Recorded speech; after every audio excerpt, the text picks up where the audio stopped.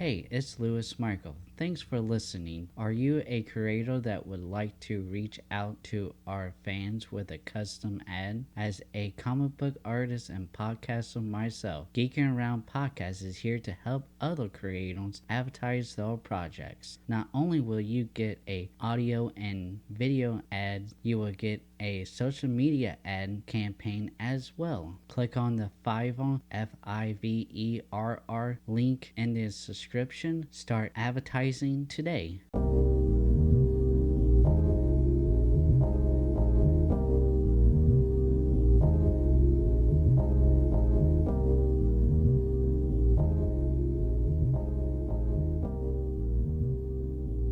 Hello, this is Lewis Michael. And this is Gabrielle Christensen, your co-host. And welcome to the podcast.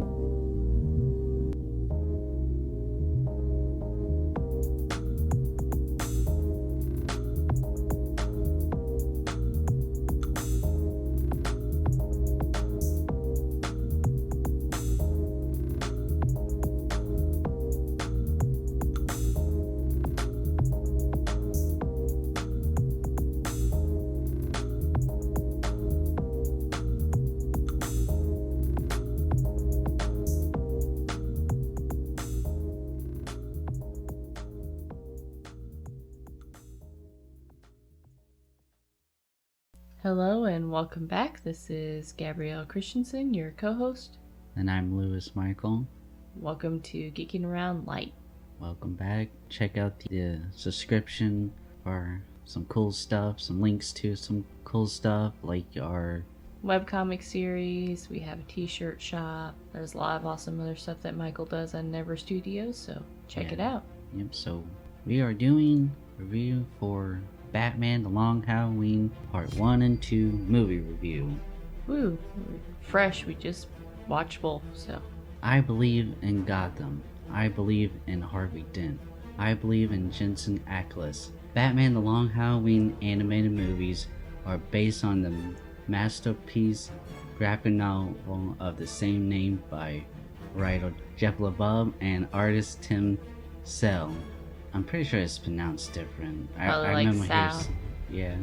The story is set in the early days of Batman's crime-fighting career. On Halloween night, a mysterious figure murders Johnny Venti, nephew of Carmine the Roman Falcone, the mob boss of Gotham City. Under the promise of only bending the law and not breaking, Batman, Captain James Gordon, and District Attorney Harvey Dent vows to work together to bring the holiday killer to justice. I believe in Jim Gordon. After forcing the Red Hood in another DC animated film, Jensen Ackles of the Supernatural fame is back to provide an impressive, strong performance as Batman. Much like Dean Winchester, Jensen Batman is frightening at times while still having a young naiveness due to both characters growing up too fast. Batman fans may find it disappointing that Jensen doesn't differentiate his voice between Batman and alter ego Bruce Wayne. However, because of the filmmaker's choice of not including Batman's inner monologue found throughout the graphic novel, Jensen never really was given the opportunity to differentiate the voice. I believe in Gotham. Also returning to the DC universe are Troy Baker, Alistair Duncan, and David Dastmalchian. Troy Baker once again delivered an amazing near-perfect impression of Mark Hamill's classic Joker's voice. Recently portrayed as Polka Dot Man in the Suicide Squad, David Dastmalchian voiced both Calendar Man and the Penguin. Both performances are great. However, reading the graphic novel as a kid, I always imagined Calendar Man voice very different than David's Calendar Man. Even with all these stellar voice casting, it is Josh Duhamel's performance as Harvey Dent that stands out the most. Duhamel shows much emotional range as Gotham's White Knight, slowly driven to become the Morris villain Two-Face. I believe in Harvey Dent. The same animation found in Superman, Man of Tomorrow, and Justice Society World War II are here in The Long Halloween, entering a new era of DC animated films. Fans might be disappointed in the fact that the filmmakers didn't recreate Tim Sale's art style from the graphic novel. However, doing so would have been difficult for the animators to recreate with Tim Sale's exaggerated, stylized, and at times even haunting art.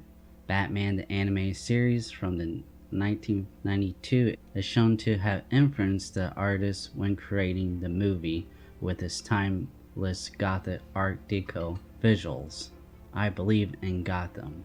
Despite some unnecessary changes and removal of a few scenes, Batman the Long Halloween animated film still is a faithful adaptation of the graphic novel. Voice acting in the film was great, especially Josh Duhamel. The animation was very solid. All leads to one thing. I believe in Jensen Ackles as the next live-action Batman. Amen. So, yes, just so people know, I put in like I believe in Gotham, I believe in Jim Gordon, I believe in Harvey Dent.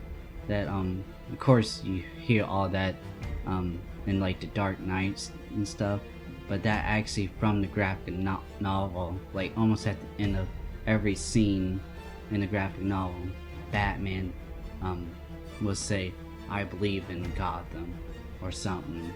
Nice. Like in his inner monologue.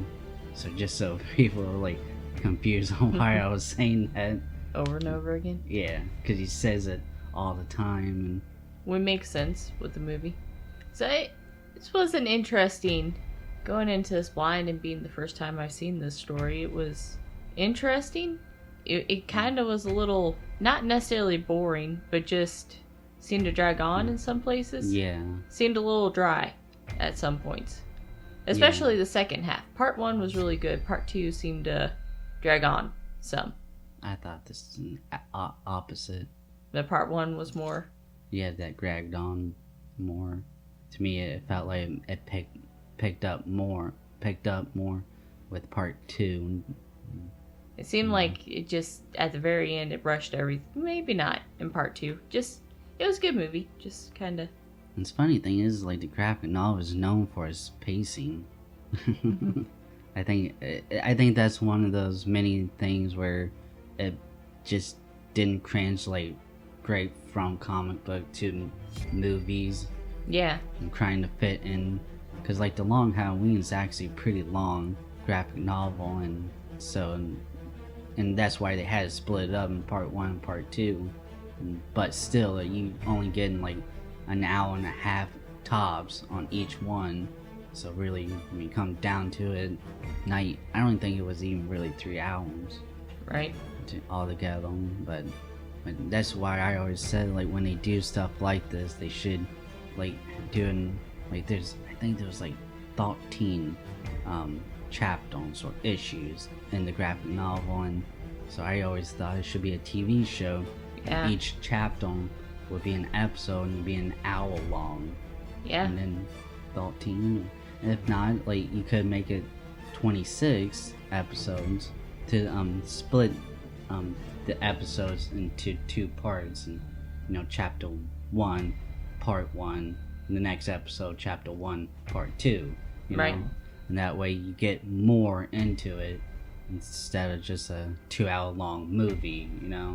Yeah, like I said, that probably would help a lot with the pacing, definitely, because that kind of seemed at times it went really slow, and there was a lot of setup. There was a lot of backstory. It seemed like wasn't that they hinted at that they could have went into and they didn't, like with the mob boss, his family ties and all that. But yeah, otherwise it was good. I want to know what the fuck Calendar Man does that he ends up in Arkham Asylum.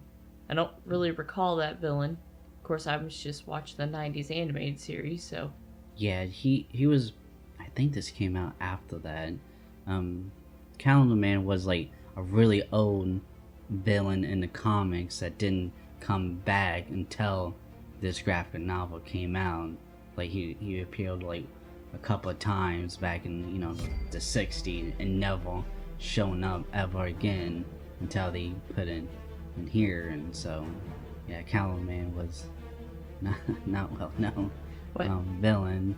What does he do as a villain? That's my question. Is he's just got, it's not like he was mad that somebody else was killing on holidays, but they kind of gave him a Hannibal Lecter vibe. Yeah, and in the graphic novel, he's very Hannibal Lecter, and he was influenced by Hannibal Lecter. That actually, in the graphic novel, you see him a lot more than what you did here in the movie. Okay, because I was gonna say that's the only one they left behind. They broke Joker out, left Calendar Man behind, so I was really disturbed by that. So interesting. Yeah, pretty good, pretty interesting. I'm glad that the extended sequence of Batman and Catwoman chasing each other in part 1 actually led to something, because yeah, that was one of those things that I felt like it dragged out way too long, and there was no music or anything. Yeah, you just hear the rain and them running, and like could have cut this down a little bit. Yeah, I mean, they really could have. And there's a bunch of parts like that too. Like it's like, why did you drag that out? And like you should have dragged this part out. Right. And, yeah, it was weird that there was, like I said in the review, there was some changes that the filmmakers did that was unnecessary, and like some of the parts, I feel like they misunderstood why that scene was so important. Like when they false, when all three of them false met, Batman, Gordon, and Harvey Dent, Batman called Carmine Falcone the Roman, and Harvey Dent got mad. He's not the Roman. He's Carmine Falcone. Yeah. Is it Filoni? Is it Filoni? Yep. No, that's Dave Filoni. Pretty sure it was Filoni though. That too. That's Maroney. Maroney. Okay. Falcone. Falcone. Carmine Falcone. There we go. And yeah, he said his name is Carmine Falcone, and I don't think the filmmakers understood why Harvey Dent got mad about that Batman called him the Roman, because in the graphic novel it didn't tell you. You just can tell like Harvey Dent is mad because when you call him the Roman, it makes him sound more like a Superman. Yeah. Like it gives him a godlike.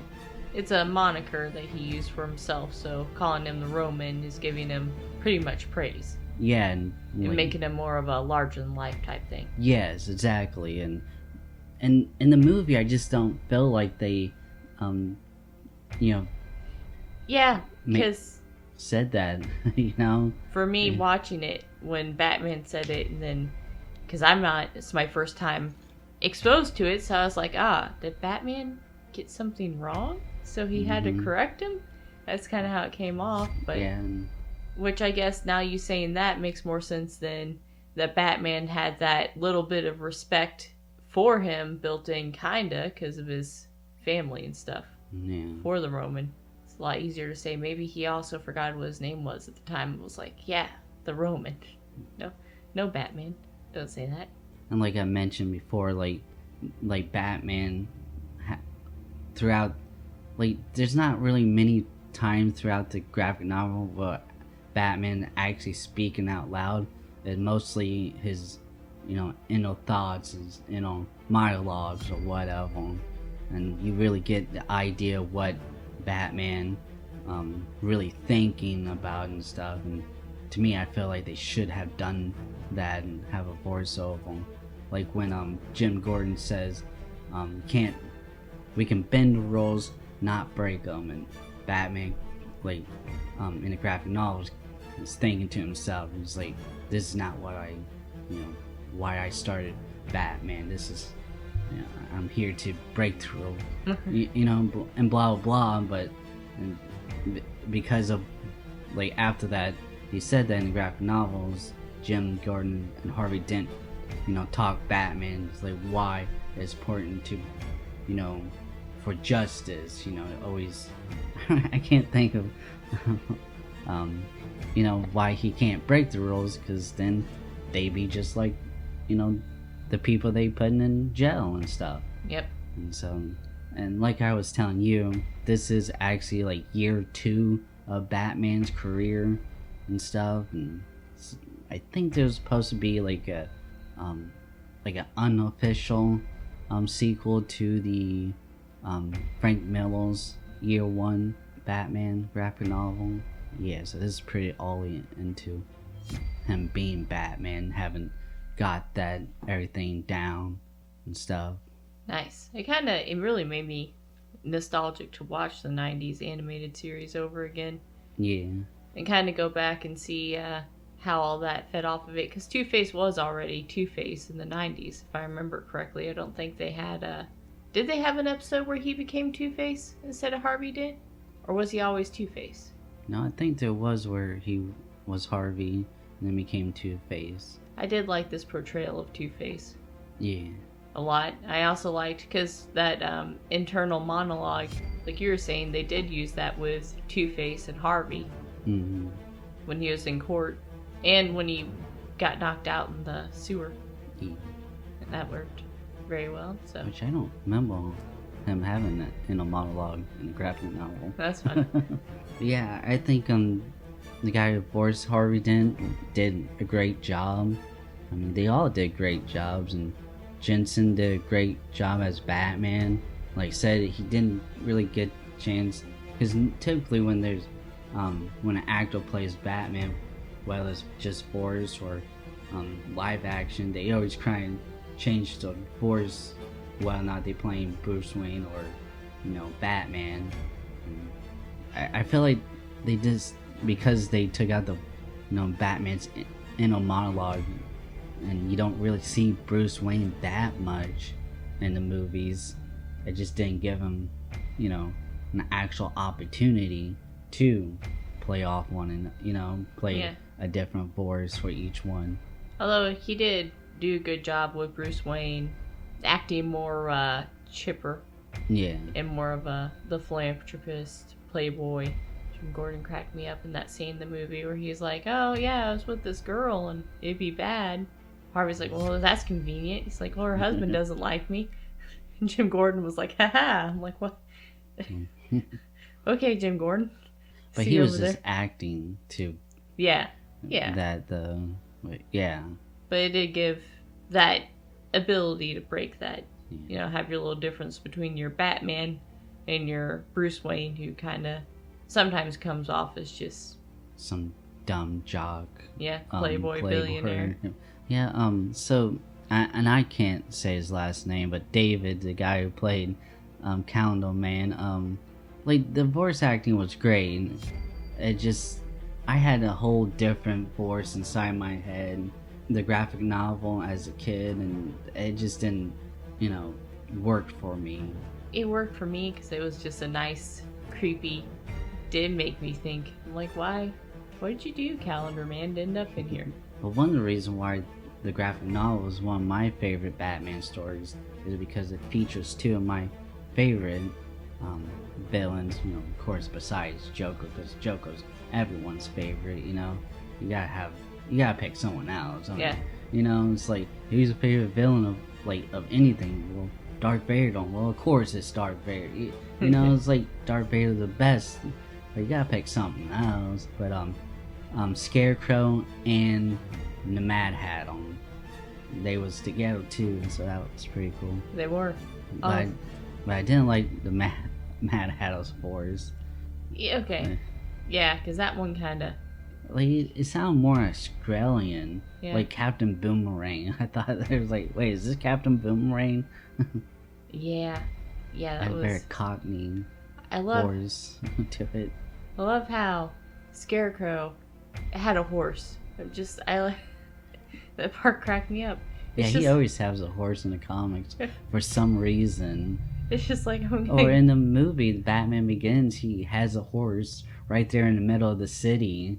Yeah. Like right there in Gotham City, going down Main Street and on a horse. It's just like, man. It's like, where is the nearest farm at? Like how when Batman's like, how'd you get out? He's like, my mother, my dead mother. It's like, oh. And then you find out later it's Sophia, and it's like, oh, well, that's wonderful. Go tell Sophia she looks like your dead mom. But, yeah, it was pretty good. Yeah, and it, like I said, even though it changed, like there's a lot of changes to it, there was a lot of scenes that they kind of combined, like going back to that scene with Batman, Jim Gordon, and Harvey Dent when they first met. Actually, that was combined two scenes from the graphic novel. And like I said, I think it could have been better if it was a TV show, a long-ass TV show, and yeah, yeah, it really could have. I kind of compared this to like something like V for Vendetta.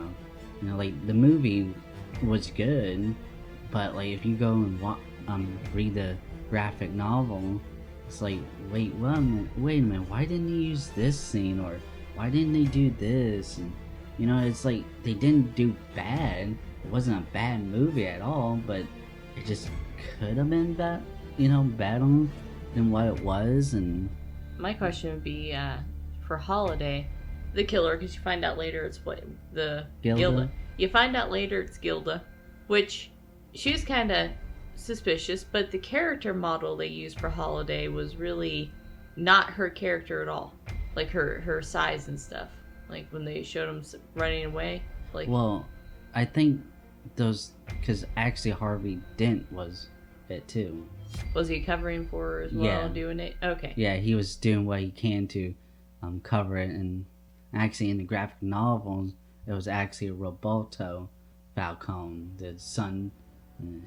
They was going off each other, and then Harvey was trying to get the suspicion off his wife and stuff. And, interesting. Okay, yeah. so it would have had a more. So her and Roberto were still in contact, and then he was about to rat on her, so that's why she killed him on the ship. Or Harvey. No, they staged his death. Oh, yeah. Okay. That's fucked up. For Harvey. At least in this one, he died. The animation was really good. There was nothing really blowing animation stuff, and you know, like actually Master of the Universe has some, you know, really great animation. Batman Long Halloween wasn't, you know, anything that really mind blowing. Yeah. But I do think that like the editing was so much better than what like Black Widow was, like, you know, fight scenes and stuff, and you know, it didn't have that bullshit Hollywood really quick cut to this, cut to that, cut to this, and you know, you really see him doing the moves they need. In particular, the one with Catwoman, the chase scene on July 4th, when she chased the guy off the pier. I always thought she was more. That's what I was saying. I always thought she was more of a loner and stuff, and this time she actually was showing up, even to places that Batman wasn't, to protect people that Batman. You know, it wasn't necessarily the Falcones, because later you find out that she is a Falcone and has a love-hate relationship with him, but kind of hates him, but at the same time wants to reach out and pretty much expose herself as the daughter, figure out what all they've been hiding from her. I guess that would be kind of like a revenge plot for her. Anyway, they did a really good job on her action scenes, on her being just randomly showing up and really kind of being like a superhero, busting in there, kicking people's butts, and then taking off and chasing people. And yeah, a lot of the combat was inspired by the Batman Arkham video games, which would have been also what inspired the Ben Affleck Batman movie, Deathstroke movie too, if they made it. But no, Warner Brothers don't want to do Zack Snyder stuff. Of course not. But yeah, it in some of the reviews I saw, people like, well, why isn't the art style the same as the graphic novel? And the graphic novel, it just very stylized and saturated characters, and like if you look at Sophia, that she was kind of exaggerated here in the, which I don't remember her being like like a big old Viking type of chick. Like she reminded me of the Viking vampire from Castlevania. Yeah. Like she even kind of sound like her too, didn't she? They're both redheads. Oh no, the one from Castlevania had brown hair. It was dreadlock brown hair. Yeah. Yeah. But I remember her being more like an Aunt Carla, Falcon's sister. Yeah. Yeah, I remember her being more like that and not super tall. They must have watched Marvel's What If episode that just literally came out Wednesday. It's like, what if Agent Carter, Captain America's girlfriend, what if she became Captain America, and like she took the super soldier serum and like she just became like super tall and really buff, and it's like, damn. So you just put a wig on, you know, Arnold Schwarzenegger, and that's who looks like. Nice. I personally like Sophia's. I liked how Falcon's sister reminded me of such a Karen. Such a Karen. Especially with the elevator scene. But yeah, I liked Sophia. Yeah, she kept pushing the button. Yeah. Even after it was coming down, she still kept hitting it. I'm like, is someone chasing you? Not yet.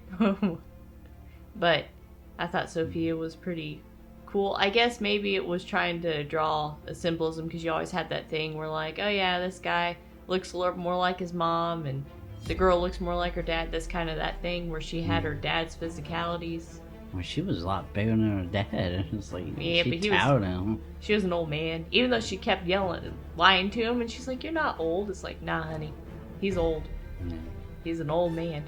But yeah, the visuals, they would have been just too hard for the animators to animate it all throughout the movie. So it's really cool that they kind of, I don't think they really said they was influenced, but it seemed like they was from the Batman the animated series from 1992 and stuff. Definitely in the opening credits, looked like. Where that was all stylized. That was from the graphic novel. Right, but not before it really got into it, but when it was starting to just do the basic opening theme and stuff, and the text font that they used for that. Oh, yeah.